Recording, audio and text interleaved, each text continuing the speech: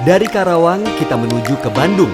Sama seperti di Karawang, di Bandung juga kita akan mengunjungi tempat bersejarah dan akan bertemu dengan pahlawan lokal. Untuk bisa melakukan sesuatu itu harus gabung dengan para pelakunya sendiri. Walaupun belum dek, tapi kita udah berguru sama orang yang benar-benar mengerjakan itu, ya? menggeluti itu. Halo Kang Budi, Bayu. Halo, iya Kang Bayu. Iya, jadi kan kita ketemuan di Banjai, di mananya nih Kang? Iya, saya di depan ini nih, monumennya, museum. Oh, yang dekat perempatan pasar itu ya? Terus saja dekat ruko-ruko itu. Oh, ya. Siap. Sampai ketemu Kang. Oke, saya tunggu. Yuk. Banjai Prison bukanlah penjara biasa. Di tempat ini dahulu Presiden Soekarno pernah mendekam selama 8 bulan atas tuduhan pemberontakan dan dijerat pasal-pasal karet Heidsieartikelen. Di penjara ini beliau dikurung di dalam sel nomor 5 yang hanya berukuran 2,5 kali 1,5 meter. Pada masa pemerintahan Hindia Belanda, penjara Banjai di Jalan Banjai yang dahulu dikenal Banjaiwijk merupakan penjara yang digunakan untuk menahan para pribumi yang melakukan tindakan kriminal dan tahanan politik. Di dalam penjara inilah Presiden Soekarno menyusun pledoi atau pidato pembelaan yang sangat terkenal dengan tajuk Indonesia Menggugat yang terjadi pada tanggal 18 Agustus 1930.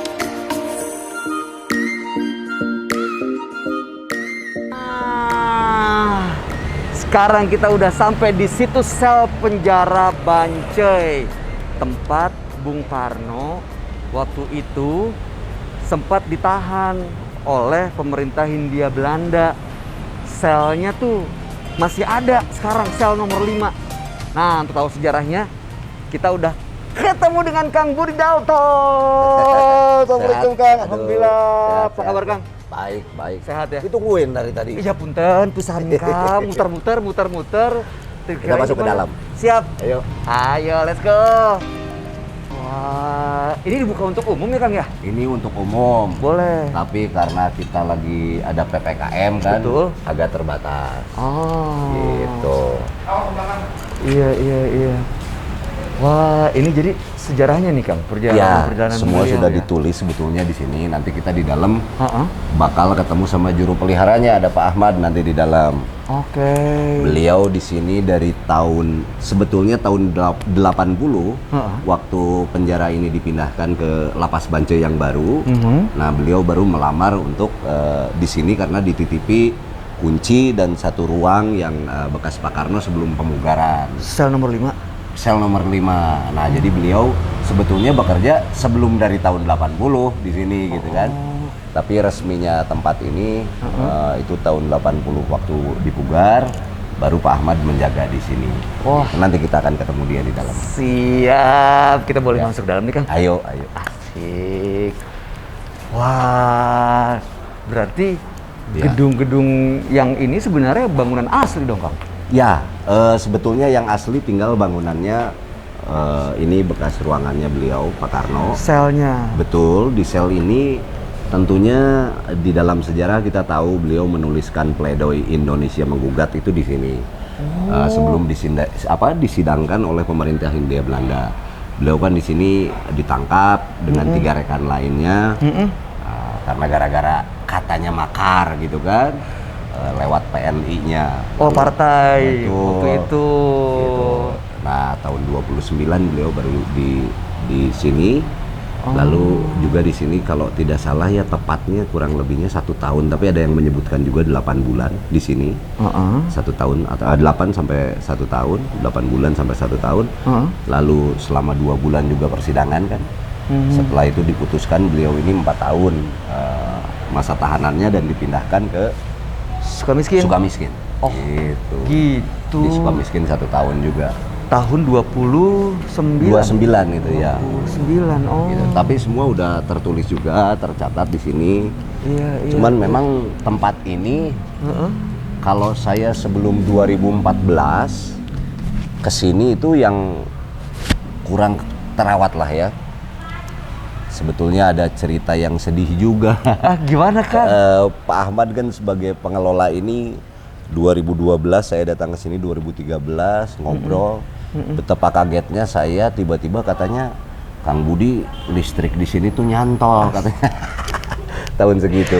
Ini Jadi, situs bersejarah, betul. listriknya tapi masih nyantol. ya saya lapor ke Pak Wali Kota waktu itu 2014 tuh Kang Emil ya waktu itu, lalu sama beliau dipasangkan listrik dan lain-lain lah, sehingga mulai diperhatikan semenjak Dipugar, itu. Ya, jadi cantik begitu ya sekarang jadi ada patungnya, ada lain-lain lah. Oh. Tapi dulu memang cuma bangunan ini saja, bangunan sel ini. Ini selnya ya Kang? Ya, ini harus Ini sebenarnya biasanya kekunci atau enggak selnya Kang? dikunci sama Pak Ahmad kuncinya. Oh. Tadi saya udah titip pesan, mau ada Bayu kan. siap. Nah, udah dibukain sama beliau. Nanti kita ketemulah dengan beliau.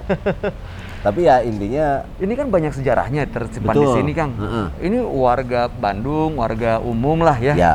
Itu suka bikin acara dan kegiatan nggak sih di sini ya Kang? biasanya itu di hari jadinya atau hari lahirnya Pak Karno. Heeh. Beberapa orang yang masih peduli lah ya, biasanya mengadakan acara di sini, perenungan yang hadir di sini.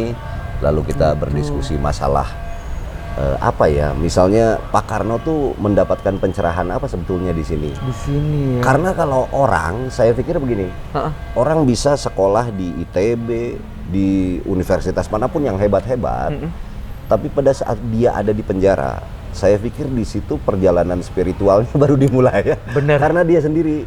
Iya, Artinya iya, pasti iya. banyak perenungannya Pak Karno, hasil dari backgroundnya pendidikan gitu ya. Heeh. Sudah basicnya beliau pintar gitu kan. Betul. Tapi beliau ini merenungkan sesuatu untuk Indonesia di masa depan gitu. Nah, Oke. jadi yang jaga kuncinya ini Ada Pak Ahmad. Mau ketemu Pak Ahmad? Mau dong, Ya Kang. biar lebih detail, Ayo. biar lebih jelas ya. Siap, Kang. Yuk. guys, selnya. Assalamualaikum. Nah ini Pak Ahmad. Pak Ahmad, assalamualaikum Pak. Apa kabar? Sehat Pak Ahmad. Alhamdulillah Ini bisa ketemu beliau. sama beliau. Jadi kalau mau tanya detail mengenai tempat ini, Pak Ahmad lah orangnya gitu. Itu udah jelas, penjaga tanpa tanda jasa. Mantap. Pak Ahmad beneran dari kapan di sini Pak? 80-an? Dari resminya dari 86 Oh. sampai 2014 saya tidak dapat apa-apa Oh. dari pihak manapun. Oh gitu. Berhubung saya di luar ini Heeh. mengurus rukun tetangga, ya otomatis saya menghargai tamu-tamu ke sini. Keduanya saya ada pertama pemungkaran, ada titipan, tolong dirawat. Oh. Kadang-kadang orang lain sudah tidak peduli, sekarang udah termakan zaman gitu. Oh, gitu. Ada amanat. Iya. Amanat di saya. Amanatnya seperti orang tua sepuh yang datangnya. Oh, Tahu Spiritual. Spiritual. Kang Cenah hoyong diajak jalan-jalan, hoyong ningali. Iya, mau ngelihat Pak Ahmad boleh? Mau lihat ruangan Iya, penjara. mangga Pak. Mama. Sok Pak Ahmad. Aduh, mau lihat ruang penjara, Oh. kedengeran serem kan? Iya. Pak Ahmad bisa jelasin di dalam nanti. Wah. Nah ini Jadi ini gedung asli ya Pak Ahmad ya? Bangunan asli ini? Itu di dalam isinya apa aja Pak Ahmad? Boleh masuk bener kan? Di dalam isinya Duh, assalamualaikum. tempat ini tempat minum dengan buang air kecil. Terus ini tempat alat tidurnya pakai tikar pandan. Ininya pakai papan, terus ininya bantalnya pakai dibungkus lagi oleh karung goni. Dulu kan nggak ada ini, belum ada spray. Ini namanya juga tahanan. Ini ya Buku-buku. koran. Ya. Ini selimutnya. Oh, nah ini asli tempat minum dan tempat buang air begitu Pak? Ya. Oke. Kan beliau kan buang air kecil di dalam. Buang air kecuali buang air besar dikeluarin. Baru dikeluar. Jadi pikiran Belanda supaya beliau tidak bisa berpikir, tidak bisa supaya down lah. Oh, supaya secara mental Ya, jadi mentalnya down. down. Oh gitu. Tidak bisa berpikir. Nah ini apa namanya boleh keluar gitu nggak Bung Karno selama ditahan di sini? Kalau keluar cuman buang air besar doang gitu. Oh, sisanya mah di sini. Kebanyakan nama di dalam gitu. Oh. Makanya ini keperdian beliau, cita-cita pengen merebut kekuasaan dari tangan Hindia Belanda, beliau mau mengorbankan dirinya di sini selama 1 tahun tanpa peradilan, menjalankan peradilan di Gedung Indonesia Muda selama 2 bulan, kurang lebih di sini 1 tahun 2 bulan ditahannya. Oh. Dari vonis 4 tahun baru ke Sukamiskin. Baru ke sana. 1 tahun berakhirnya pemerintahan Gubernur Jenderal de Klerk, beliau dapat remisi, dibebaskan waktu mempropagandakan PNI. Iya, Pak Ahmad, kita Oh, ini sih. udah kan nggak penasaran? Duh, beruntung banget Kang bisa masuk ke dalam. Iya, Nggak maksudnya nggak jarak ya, nggak semua orang punya kesempatan bisa masuk. 1 itu 2 kan Pak Karno itu tempat perenungannya beliau, gitu kan? Iya, tentang betul. Indonesia di sini di dalam ini. sini ya. Iya. Waduh. Tapi alhamdulillah sampai sekarang Ya. tetap terawat dan bisa jadi bahan untuk belajar generasi muda begitu ya Pak Ahmad Iya. ya. Ini dibangun patung Ini patung sejak kapan Pak Ahmad? 2015. Seharusnya temanya di dalam, berhubung di dalam sempit, Oh. susah memiaranya, jadi disimpan di luar. Tapi beliau memang suka baca-baca buku di luar sel atau gimana Di Pak? dalam. Di dalam baca Di dalam buku-buku. bukan satu buku. Oh. Di dalam nulis merancang Indonesia Menggugat, ditulis di cangkang rokok. Utamanya Ibu Inggit Ganasih Besu.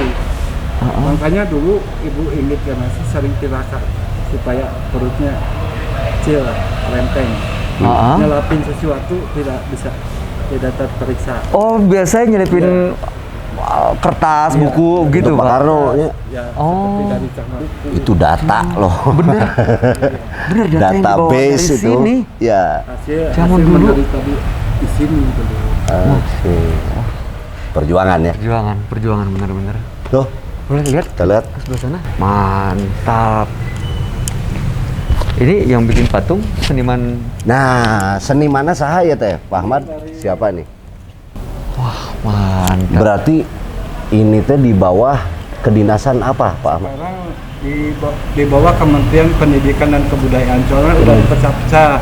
Ini masuknya wisata pendidikan sejarah mayoritas. Ya, jadi mungkin maksud Pak Ahmad kurang peduli lah. Kurang peduli. Jadi anak-anak sekarang ataupun ya kita-kita ini diingatkan oleh Pak Ahmad untuk lebih peduli lagi bahwa bangsa ini tidak mungkin merdeka kalau tidak ada bangunan ini. Walaupun memang sifatnya bangunan, tapi kan banyak nilai-nilai yang bisa kita gali dari sebuah bangunan ini tentang pemikiran-pemikiran besarnya Insinyur Soekarno saat itu.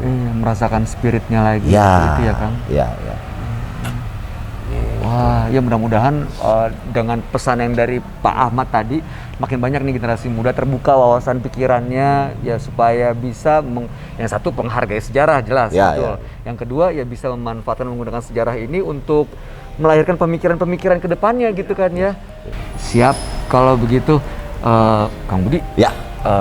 Kita jalan lagi ke tempat Ayo, lain ayo. sambil kita pamitan sama Pak Ahmad. Oke. Terima kasih banyak Pak Ahmad udah menemani dan menjelaskan Oke. banyak sejarah nih. Nuhun pisan, Ahmadnya tempat ini. Nuhun, sehat-sehat terus selamat. Ya, nanti kita lihat-lihat sambil baca-baca sejarahnya. Oke. Ayo. Mari Pak Ahmad, Assalamualaikum. Kang, Ya. buat Kang Budi, Hmm. nanti kita obrolin kalau misalnya lebih panjang di mobil tadi. Oke. Bandung kota apa Kang? Bandung apa ya? Sekarang kota apa? Kota Kemung, banyak masuk angin.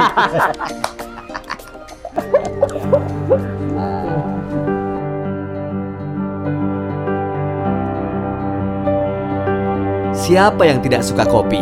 Salah satu hasil komoditas yang banyak disukai oleh seluruh lapisan masyarakat baik dalam maupun luar negeri. Nah, kali ini saya akan mengajak kalian untuk berkenalan dengan Java Frensa Estate yang merupakan salah satu produsen kopi asal Jawa Barat yang telah terkenal sebagai penghasil biji kopi berkualitas bukan hanya di dalam negeri loh, namun juga mancanegara.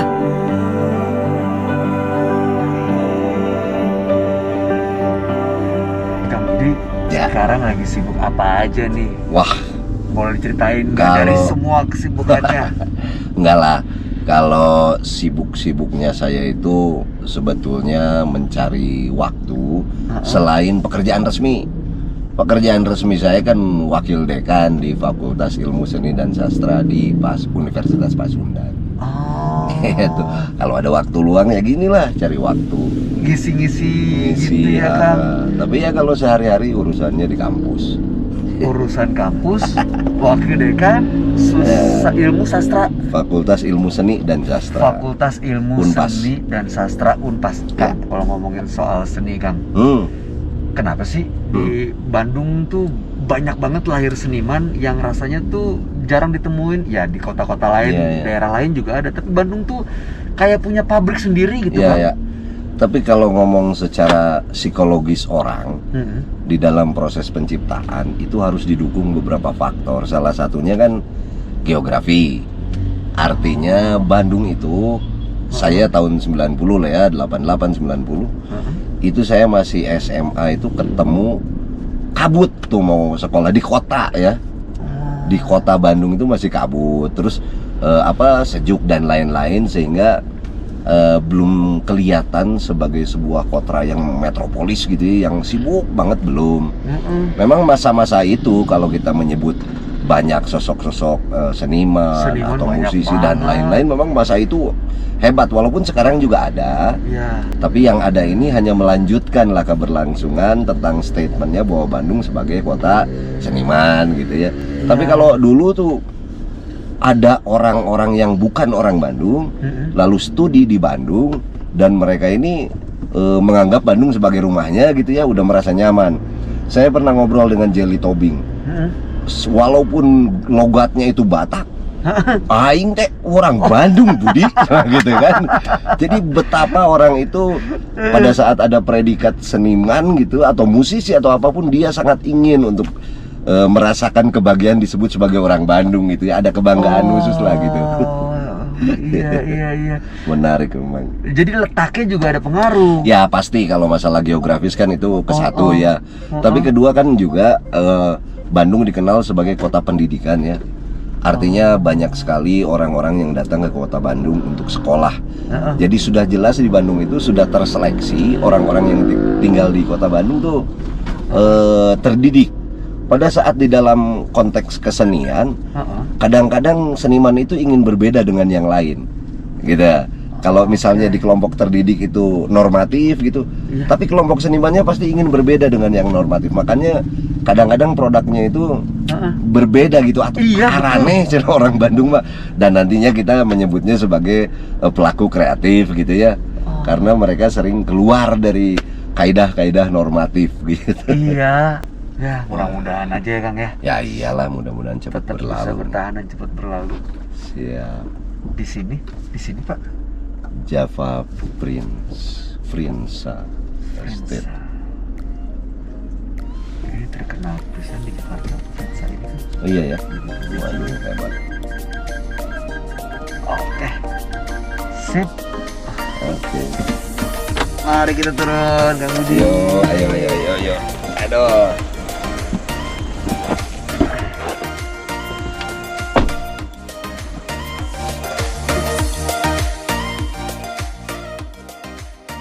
Meski telah ternama di dunia perkopian, Java Frinsa Estate memiliki harapan untuk bisa mengangkat kesejahteraan petani-petani kopi bukan hanya di Jawa Barat, namun juga di Indonesia.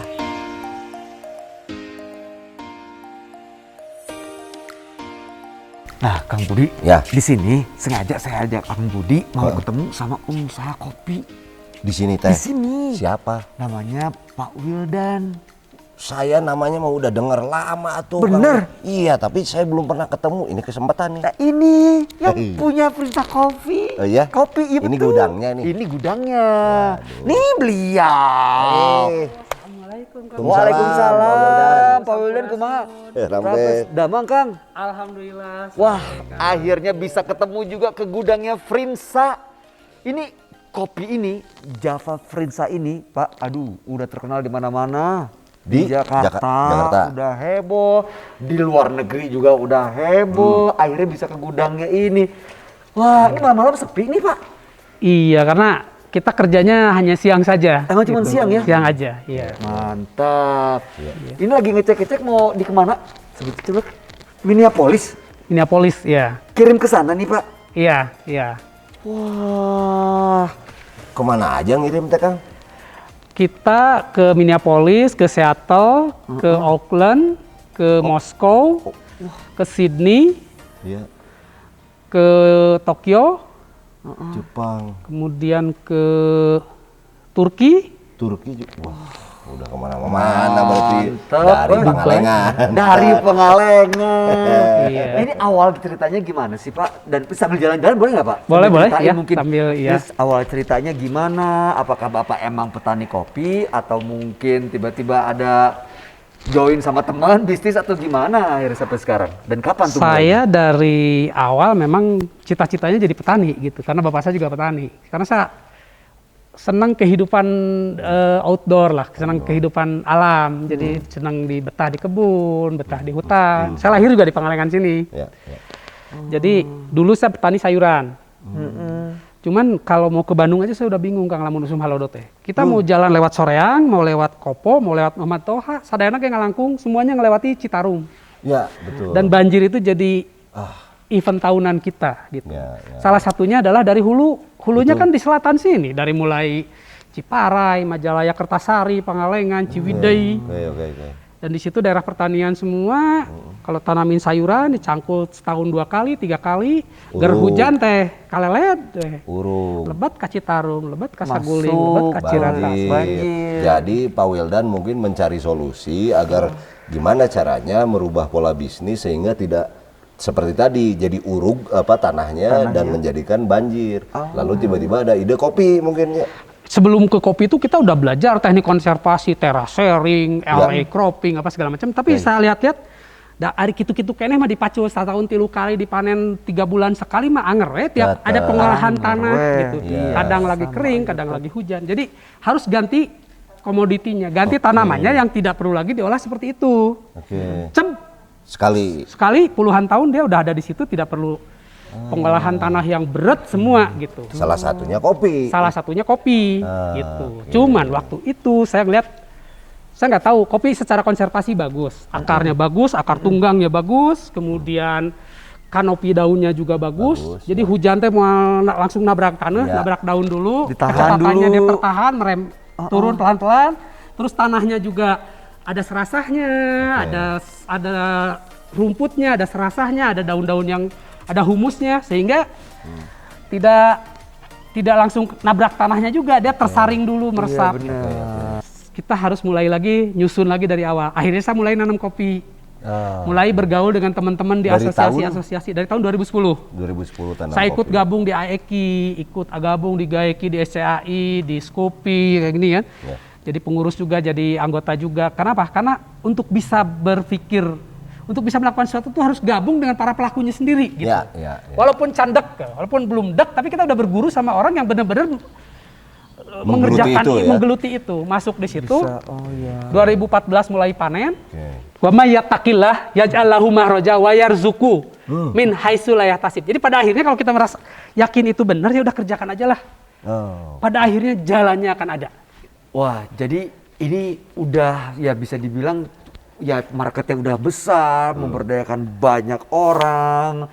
Nah, bentuk dukungan dari BNI yang Pak Wildan dan terutama Frinsa Coffee rasakan itu dalam hal apa aja tuh Pak?